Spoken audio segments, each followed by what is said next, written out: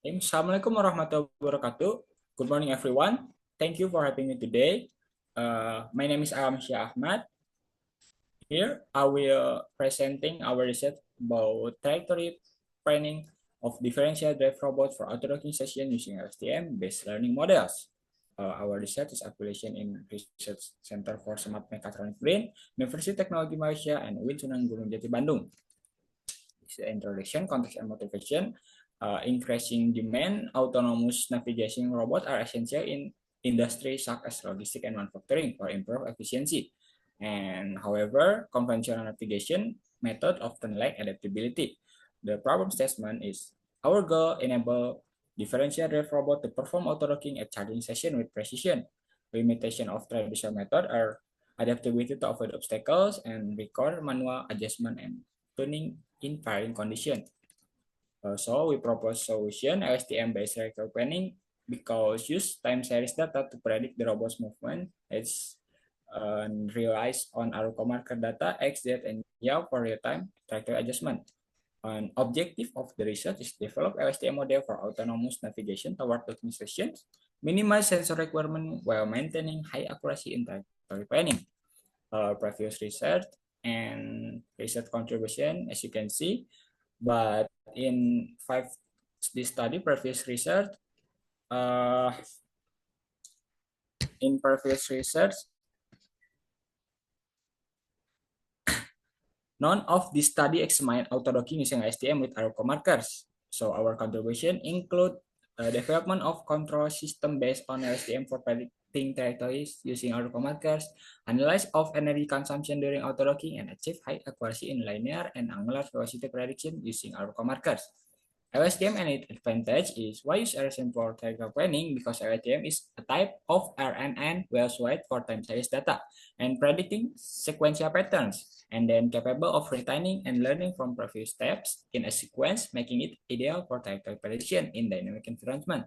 Advantage of LSTM over traditional method are adaptability in real-time environments, precision in trajectory planning, noise reduction, reduction manual tuning, and avoid the collision. Why is this matter for auto-docking? Because it enable accurate alignment with docking station even with sensor limitation or noisy data. As you can see, guys, this is experimental setup that we designed. As you can see, the robot moved toward the charging station, following a curved trajectory to avoid static obstacles. And the trajectory planning is implemented using LSTM algorithm, which imitates the movement we have trained it to perform. The robot can move in various directions depending on the terrain it retrieves. And then its input and output LSTM. This is example of dataset we using. The dataset was created based on the desired trajectory movement. We trained dataset by dividing it into inputs and output. The inputs include X, Z, and Y, while the output are linear and angular velocity. For data splitting, we divided the dataset into 80% and for training and 20% for testing. Regarding the model as shown in the slide, it consists hyperparameter that we set time step layer 1 and layer 2 and layer 3 is fully connected layer and drop out, and then we validate it with MSA and R score.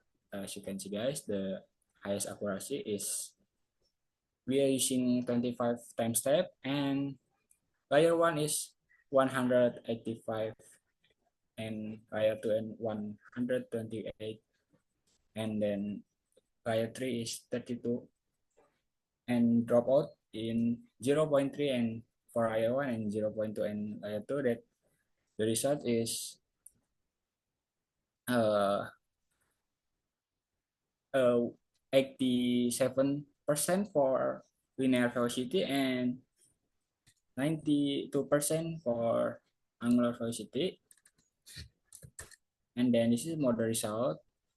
The graph shows the reduction in loss during training. Both training loss and validation loss consistently decrease and stabilize after around 100 epoch. There are no sign of overfitting as the training and validation loss remain closely aligned throughout the training process.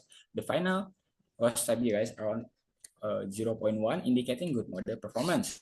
And then this is the graph in right side is compares the actual linear velocity with the predicted linear velocity. The blue line represents the actual velocity values, and while the orange line represents the model prediction. The model prediction closely matches the actual values with minimal deviation. And then the last graph is the actual angular velocity with the predicted angular velocity. Similar to linear velocity graph, the model prediction closely aligned with the actual values. The prediction accuracy for angular velocity is also consistent.